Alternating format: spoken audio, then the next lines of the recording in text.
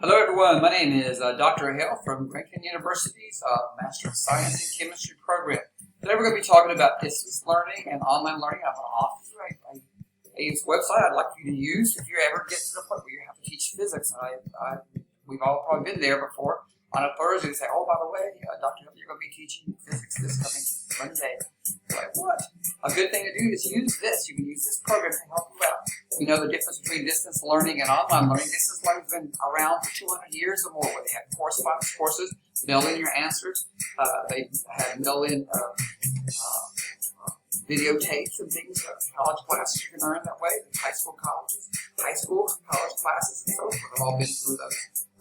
Recently, however, it's been mostly online learning, which is a type of distance learning where people are actually using computers and technology in order to have to be able to educate that way, even though the teacher and the student are still separated physically. The problem we're having there now is we know with COVID-19 has caused students and faculty to become well-versed, at least proficient on online learning. So we actually have done this, so we have to be able to be proficient in this to be able to do that. Let's go ahead and go to the one online learning that I want to talk about today. This is the classroom. This classroom has several things that you can be looking at for this. It has a tutorial, and the tutorial, I love this. It has lessons about the beginnings of everything. It gives you the definitions and so forth. It gives you it's easy to talk through calculations. It has interactive you can use as well. Concept builders, you can see it has video tutorials as well. It also has multimedia physics studio and so forth.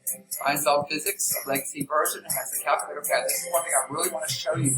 It's extremely important. What I do want to say is this program can go through, you can use this for general physics, you can use this for honors physics in high school, you can use it for AP physics, or even first year of algebra-based physics as well in college. Let's go ahead and look at this one example of the calculator pad. You've got your Newton's law. You got one question there. Just the question there. Notice each unit has huge amount as you go through. They're more and more difficult. This one has 30.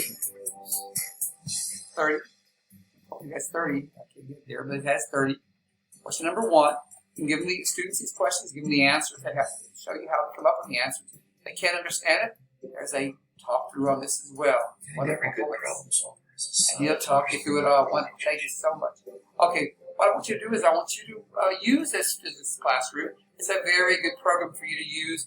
Thank you so much, and please use this physics classroom for your classes.